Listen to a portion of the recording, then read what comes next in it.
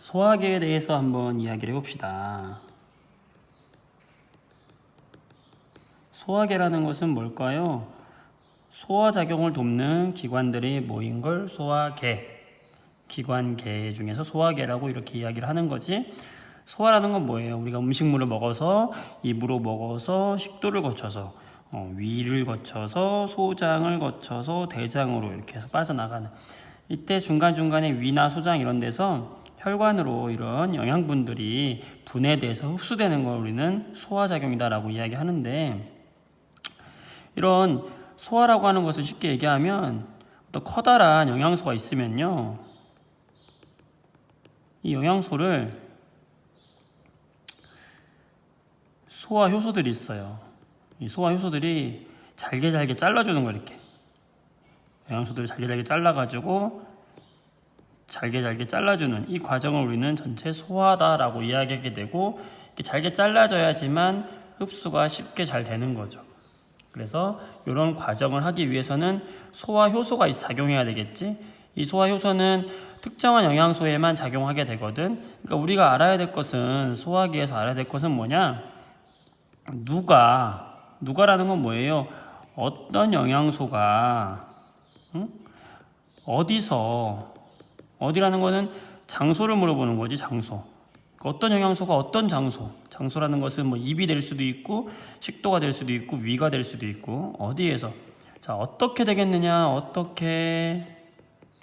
뭐가 되겠느냐, 이건 뭐가 되겠느냐. 그러니까 어떤 영양소가 어디서 뭐가 되겠느냐, 이때 누구에 의해서, 어떤 특정한 소화 효소에 의해서. 그러니까 우리가 기억해야 될 것은 어떤 영양소가 어떤 장소에서 누구에 의해서 뭐가 되느냐, 요거를 기억을 해야 됩니다. 요거 여러분이 외우기가 좀 어렵지만 하나씩 차근차근 한번 해봅시다.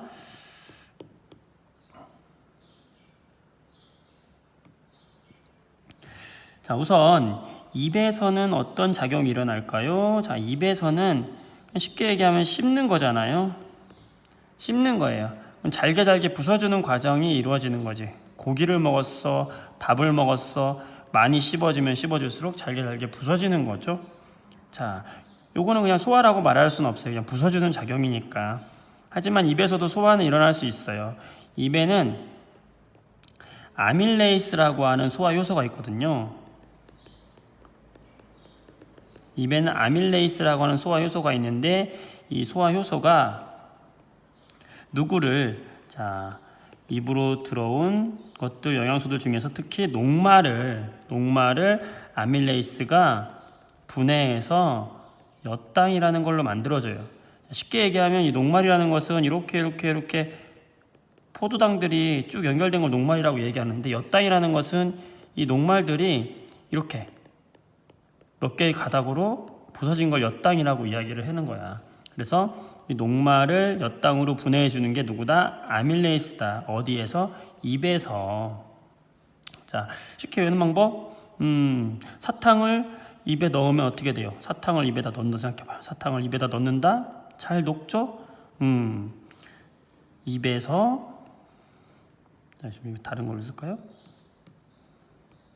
사탕은 입에서 잘 녹아요.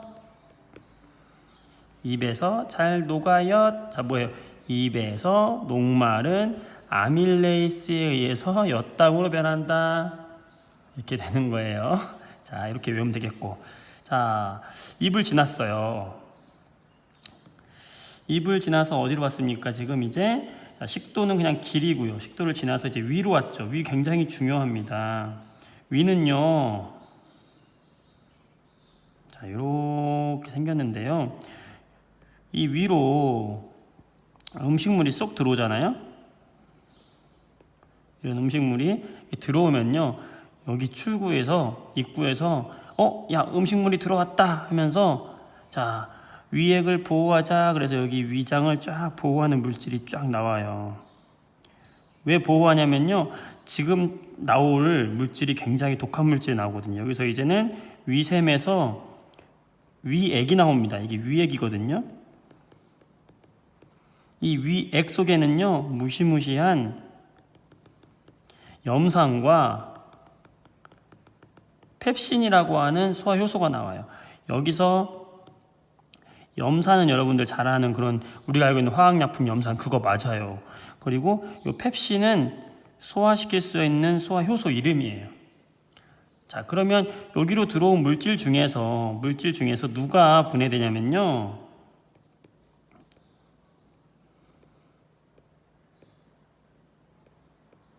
여러 영양소들 중에서 단백질이 이렇게 들어오는데 이 단백질이 그냥 들어오는 게 아니라 단백질에 여러 가지 세균들도 이렇게 붙어서 온단 말이에요. 세균들이 밖에서 들어왔으니까 세균들이 막 붙어 있겠죠.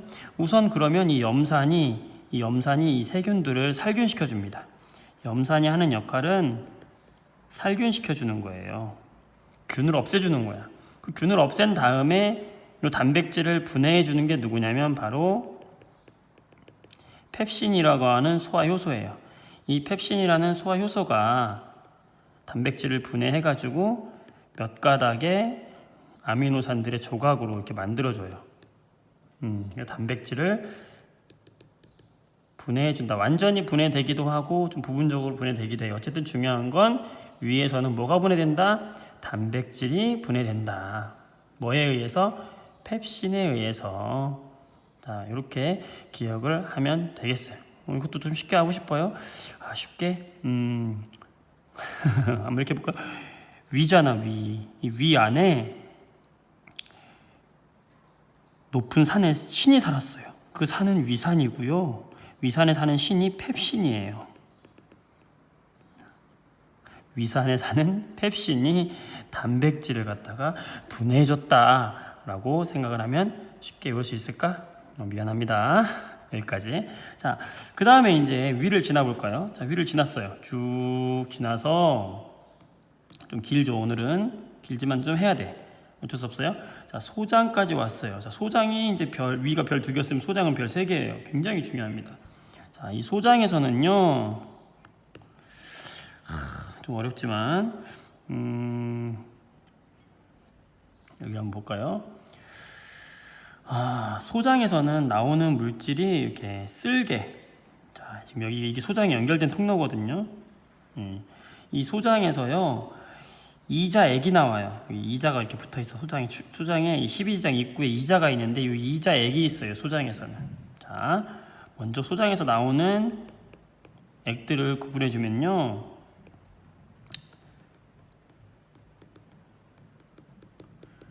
간의 쓸개에서 나오는 쓸개즙이 먼저 있어요. 쓸개즙이라고 했네. 쓸개즙이 나오고요. 이 쓸개즙은 뭘 도와주는 거냐면 그냥 지방 소화를 그냥 도와주는 역할만 하는 거예요. 도와주는 역할. 헬프. 지방 소화를 그냥 도와주는 역할. 소화 효소는 아닙니다. 그냥 작은 알갱이로 만들어져서 헬프해주는 역할을 해주는 게 쓸개즙이고, 그 다음에 이자 있잖아요. 이자에서 액이 나오는데 그 액 이름을 이자액이라고 하고요. 이 이자액에서는요 단백질 녹말도 분해해주고, 녹말도 분해가 되고 단백질도 분해가 되고 지방도 분해하는 이 모든 소화효소 3가지를 분해하는 소화효소가 다 나와요. 그래서 녹말을 분해하는 소화효소가 다 나온다. 어디서? 이자액에서 다 나옵니다. 그래서 녹말을 분해하는 소화효소는 입에서 나오는 것과 똑같아요. 누구냐면 아밀레이스가 나와서 녹말을 뭘로 바꿔주냐면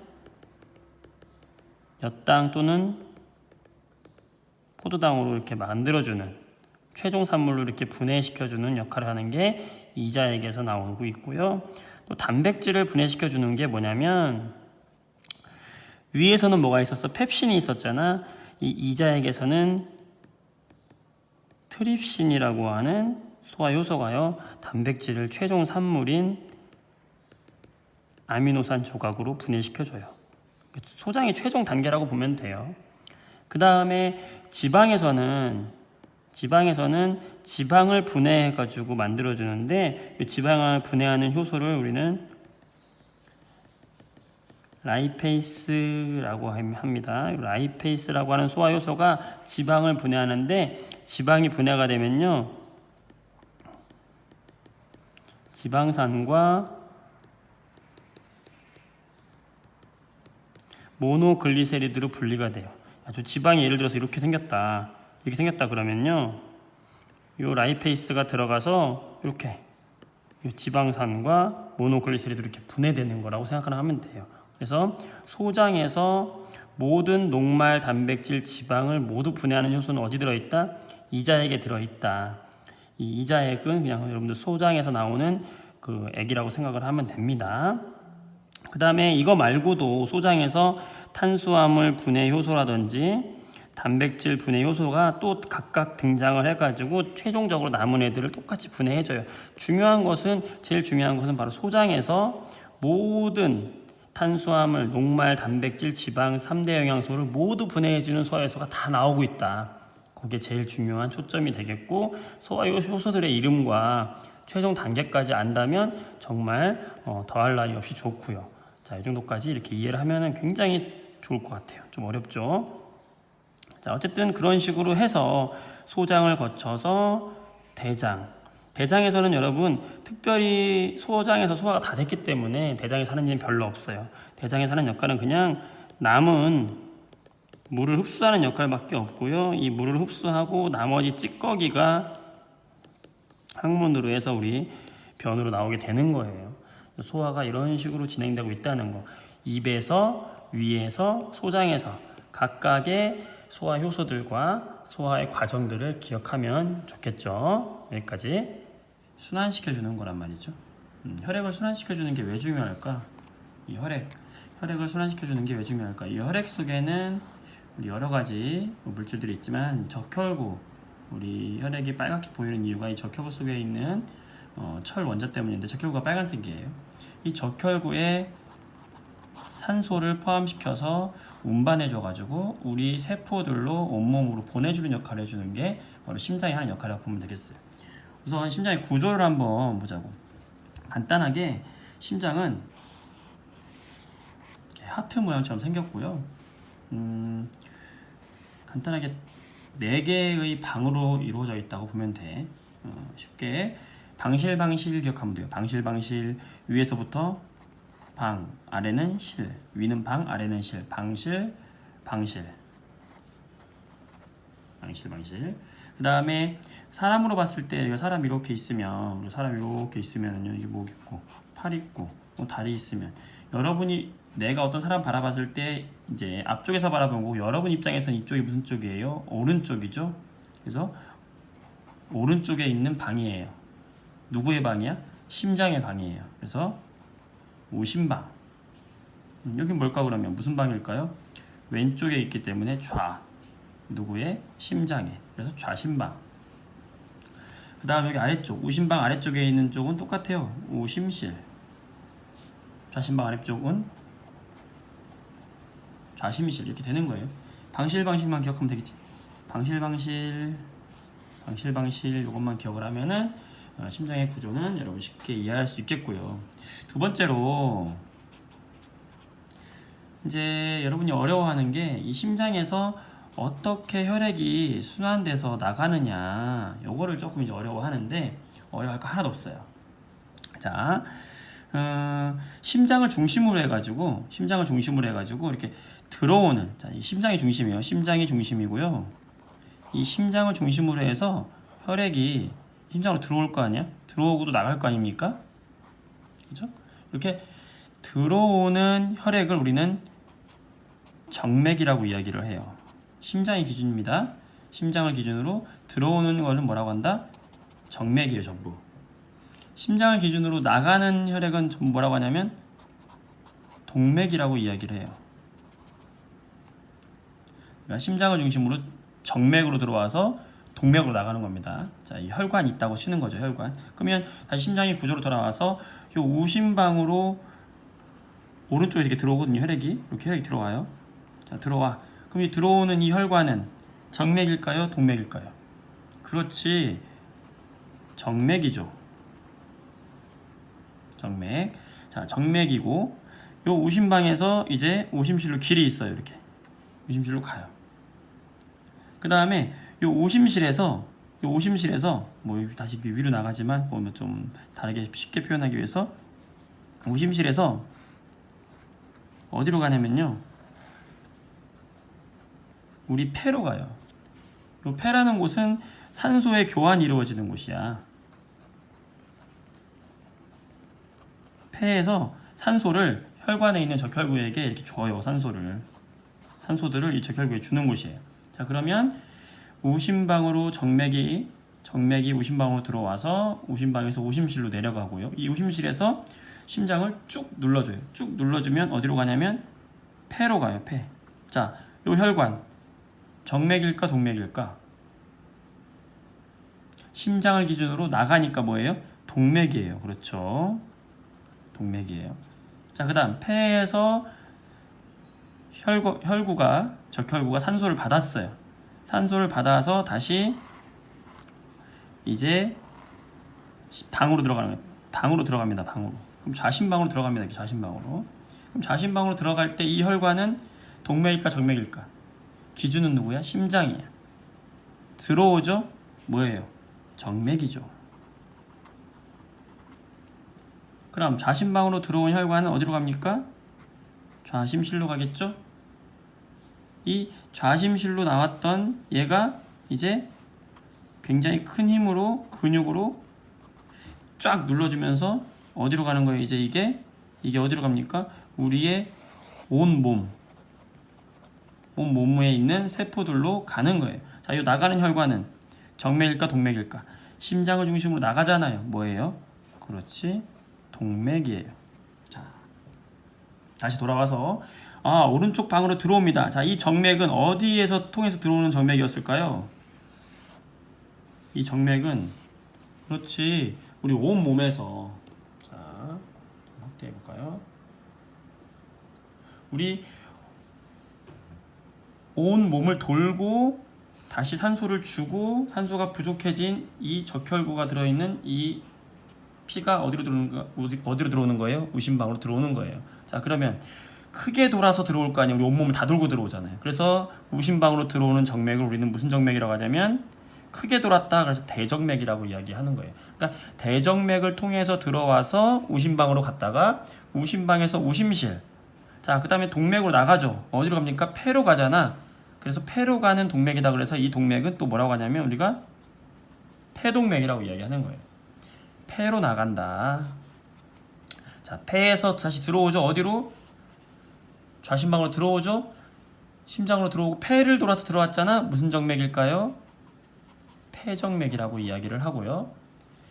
좌심방으로 들어와서 좌심실로 와서 다시 어디로? 온몸으로 보내죠.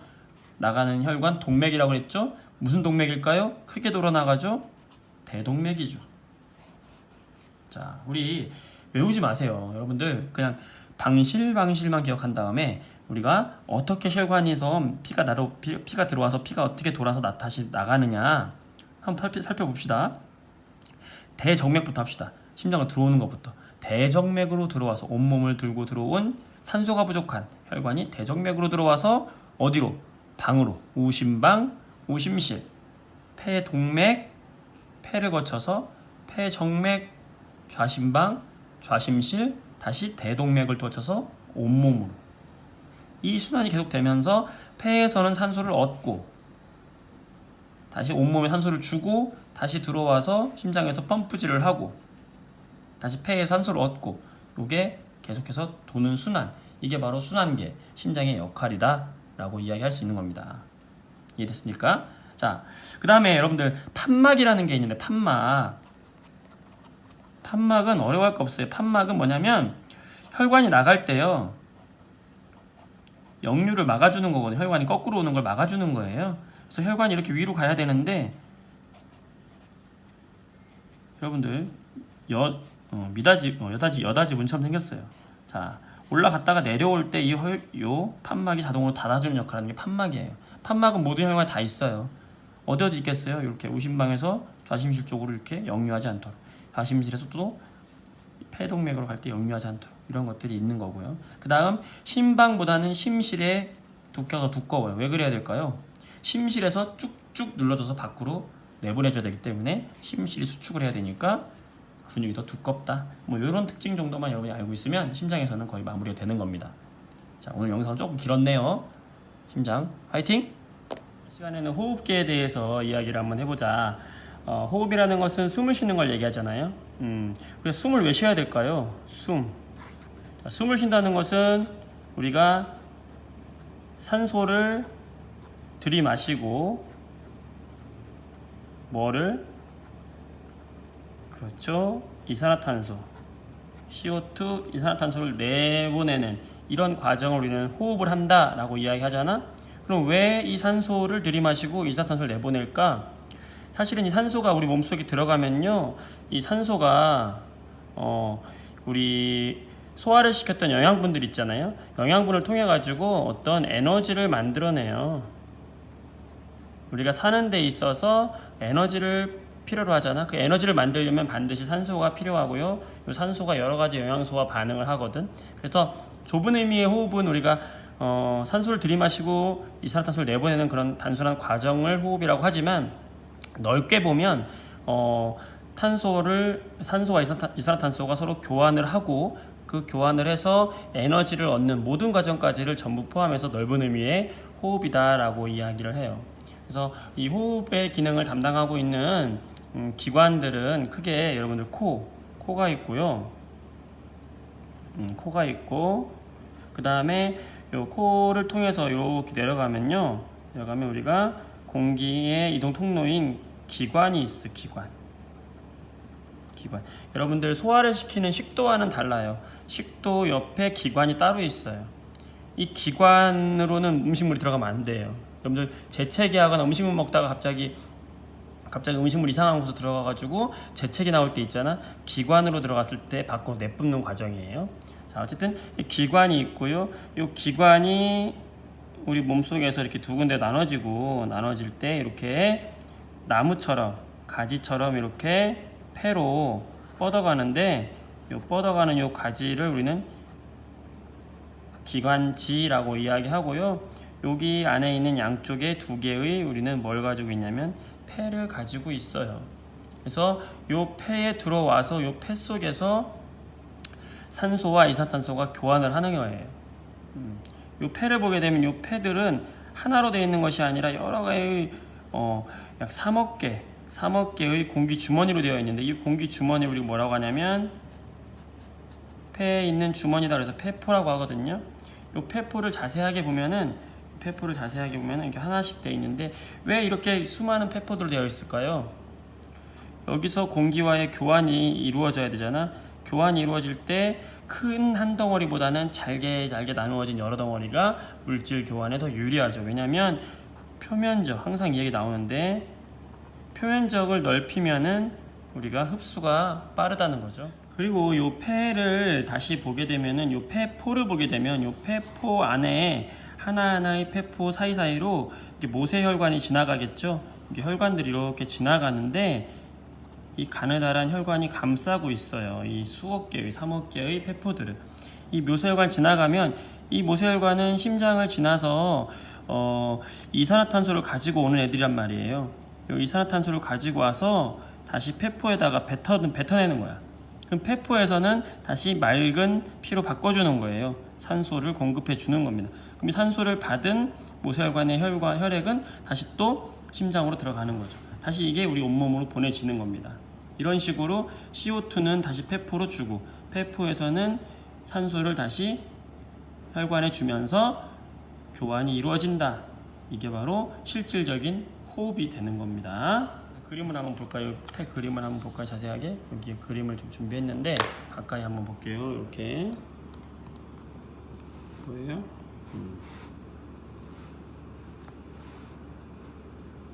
자, 여기 사람의 기관인 코가 있고요, 기관이 있고요, 기관지가 있고요, 폐가 있죠.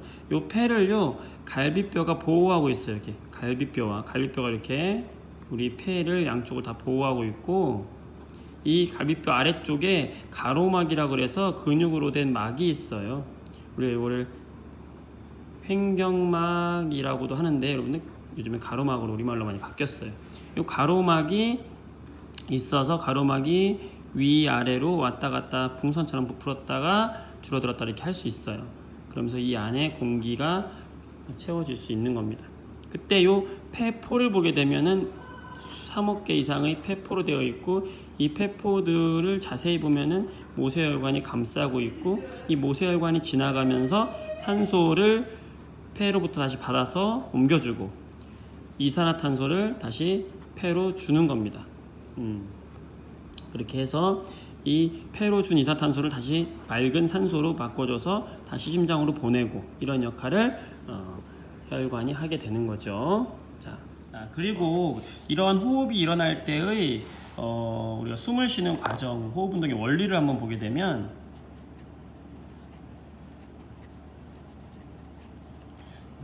확대를 시켜볼까요? 됐나요? 자, 호흡 운동의 원리를 보게 되면요, 우리 폐는요 근육이 없단 말이야. 폐가 스스로 이렇게 폐 스스로 크기가 커지거나 작아지거나 할 수는 없어요. 그래서 어떻게 되냐면, 우리 폐 밑에는 가로막이 있잖아요. 자, 숨을 들이마신다. 여러분들 크게 안쪽으로 들이마셔 보세요. 우리 들이마시는 숨을 들숨이다 이렇게 얘기하거든. 숨을 이렇게 들이마실 때 가슴이 이렇게 부풀어 오르는 걸 알 수 있어요. 가슴이 부풀어 올라요. 가슴 전체 가슴통이라고 하는데, 가슴통이 부풀어 올라요. 이때 원리가 뭐냐? 들이마시면 요 갈비뼈는 위로 올라가고요, 요 밑에 있는 가로막은 아래로 내려가요. 그러면서 요 가슴통 자체가 넓어지는 거예요. 이렇게 넓어져요. 자, 넓어지면은 부피가 커지는 겁니다. 폐의 부피가 커져요. 부피가 커지면 압력은 낮아지죠. 부피가 커지면서 압력이 낮아지니까 상대적으로 밖에 있는 공기가 안으로 들어오게 되는 거예요. 여러분들 보일러 법칙이에요. 부피가 커지면 압력은 낮아집니다. 그래서 안으로 이렇게 들어가게 되는 거예요. 자, 이번에 숨을 내쉰다. 내쉴 때는요, 날숨이라고 하는데, 내쉴 때는 다시 원상태로 가로막은 위로 올라오고 갈비뼈는 내려감으로 해서 요 가슴통이 작아져요. 작아지면 부피는 어떻게 되는 거야? 작아지죠. 그럼 압력은 어떻게 돼? 상대적으로 높아지니까 요 안에 있는 공기가, 여러분들 풍선을 누른다 생각해봐요. 풍선이 누르면 바깥으로 빠져나가겠지? 밖으로 숨이 나간다 라고 생각하면 들숨과 날숨의 호흡의 원리를 알 수 있는 거죠. 자, 이런 식으로 우리가 갈비뼈와 가로막의 원리로 해가지고, 여기 가슴통을 우리가 뭐라고 하냐면 가슴의 부피 흉강이라고 하니까 이 흉강이라고 이야기한다. 요 원리를 같이 이해를 해줘야 돼요. 시험이 잘 나옵니다. 배설이라는 것은 우리 몸에 있는 우리 몸에 불필요한 물질, 이제 우리가 에너지를 만들고 남은 물질을 노폐물이라고 하거든. 이 노폐물을 몸 밖으로 내보내는 과정이라고 생각하면 되겠어요. 그럼 과연 노폐물이 어떤 것들이 노폐물일까? 우리 영양소들이 있었잖아요. 탄수화물이나, 여러분이 알고 있는 3대 영양소 뭐 있어요? 지방, 또 뭐 있어요? 단백질. 이 세 가지가 이제 우리 영양소들인데, 얘네들이 우리 호흡을 통해서 얻었던 산소와 결합을 하면은 뭘 만든다고 그랬어요? 우리가 에너지를 만든다고 그랬잖아. 이 에너지를 만들어서 우리가 사는데 필요한 양분을 쓰고요. 여기서 남는 물질이 있을 거 아니에요? 불필요한 남는 물질이 있을 거 아니야, 분명히. 그 찌꺼기들. 그 찌꺼기가 바로 뭐냐면 이 노폐물이거든요. 이걸 밖으로 내보내주는 과정이야. 그럼 과연 이 노폐물에는 어떤 것들이 있을까요? 우리 탄수화물 이루고 있는 그 원자들을 보면은 대부분 탄소, 수소, 산소로 이루어졌다고. 지방도 마찬가지로 탄소, 수소, 산소로 이루어졌어요. 단백질은 탄소, 수소 이외에도요, 산소 이외에도 질소로 이루어졌어요. 단백질에는 탄수화물과 지방이 없는 질소가 있어요, 원자가. 자, 이런 애들이 에너지를 만들고 남는 노폐물이 뭐가 되겠어요? 자, 탄소와 산소가 결합을 하면 남는 물질 뭐예요? CO2. 응? 대표적 노폐물이에요. CO2. 이산화탄소죠. 그 다음에 H가 O와 만나니까 뭐가 있어요? 우리가 알고 있는 H2O 물이 만들어지고요.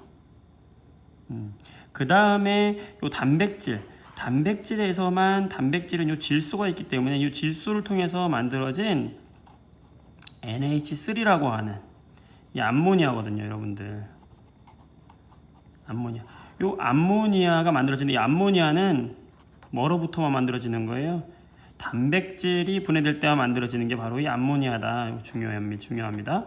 자, 어쨌든 요런 CO2나 H2O나 NH3 이 암모니아를 노폐물인데 이 노폐물을 밖으로 어디로 우리 몸 밖으로 내보내는 과정이 바로 뭐다? 배설이다. 그때 얘는 기체잖아요, 기체. H2는 우리가 여러분들 물이지만 수증기일 때는 기체잖아요. 그러니까 얘네 두 개는 우리가 숨을 통해서 밖으로 내쉬는 날숨을 통해서 밖으로 내보내기도 해요. 대부분 그렇게 나가요. 그 중요한 건 요 암모니아나 자 여기서 액체인 물 같은 경우에는 숨으로 못 나가니까 얘를 우리가 밖으로 배출해 줘야 되는데 그게 뭐예요, 여러분들? 오줌이에요, 오줌. 그러니까 배설에서 가장 중요한 것은 요 암모니아를 어떻게 오줌으로 내보낼 것인가. 이게 핵심이라고. 거기서 이 암모니아는 매우 독성이 강하거든요. 이 독성이 강해서 그냥 내보낼 수 없고 우리 간 있잖아요.